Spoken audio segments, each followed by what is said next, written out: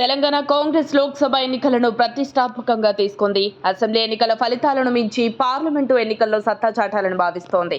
ఈ క్రమంలోనే అభ్యర్థుల ఎంపికను ఆచితూచి పూర్తి చేస్తోంది.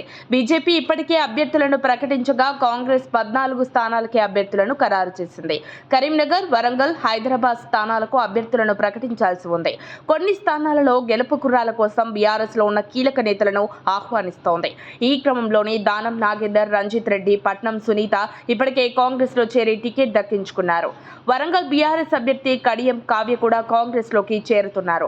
అయితే కాంగ్రెస్ టికెట్ దక్కించుకున్న దానం నాగేందర్ ఎపిసోడ్ ఆసక్తికరంగా మారుతోంది. దానం కాంగ్రెస్ లో చేరిన సమయంలోనే ఎమ్మెల్యే పదవికి రాజీనామా చేయాలని అధిష్టానం కండిషన్ పెట్టింది. కానీ దానం ఇప్పటికీ రాజీనామా చేయలేదు. జూన్ తాను సికింద్రాబాద్ ఎంపీగా గెలిచిన తర్వాత రాజీనామా చేస్తానని ప్రకటించడంపై కాంగ్రెస్ అధిష్టానం ఆగ్రహంగా ఉన్నట్లు తెలుస్తోంది. ఎమ్మెల్యే పదవికి రాజీనామా చేస్తేనే ఎంపీ టికెట్ అని చెప్పిన నేపథ్యంలో ఎమ్మెల్యే పదవికి రాజీనామా చేయాలని సూచించింది. ఇదే సమయంలో దానంపై కోర్టులో పిటిషన్లు దాఖలయ్యాయి.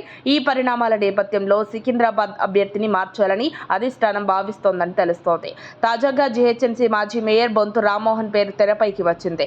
సికింద్రాబాద్ స్థానం గెలవడం కాంగ్రెస్ కు ప్రతిష్టాత్మకమైంది. దీంతో బొంతు రామ్మోహన్ తో పాటు మరో మాజీ మంత్రి పేరు కూడా పరిశీలనలో ఉన్నట్లు తెలుస్తోంది. దానం నాగేందర్ పార్లమెంట్ ఎన్నికల్లో పోటీ చేయడంపై మంత్రి కోమటిరెడ్డి వెంకటరెడ్డి కూడా తనదైన రీతిలో స్పందించారు. ఎమ్మెల్యే పదవికి రాజీనామా చేయకుండా ఎంపీగా పోటీ చేస్తే సమస్యలు ఉత్పన్నమయ్యే అవకాశం ఉందన్నారు. బీఆర్ఎస్ పార్టీ ఎమ్మెల్యేగా గెలిచి రాజీనామా చేయకుండా మరో పార్టీ గుర్తుపై పోటీ చేస్తే లీగల్ గా సమస్యలు వస్తాయన్నారు. అంతేకాక దానం కాంగ్రెస్ లో చేరడంపై ఆ పార్టీ నాయకులు, కార్యకర్తలు వ్యతిరేకిస్తున్నారు.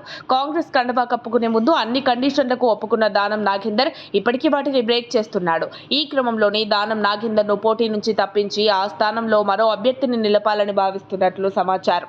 1-2 రోజుల్లో అధిష్టానం దీనిపై స్పష్టత ఇచ్చే అవకాశం ఉంది. అలాగే మిగిలిన స్థానాల అభ్యర్థులపై కూడా క్లారిటీ వచ్చే ఛాన్స్ ఉంది.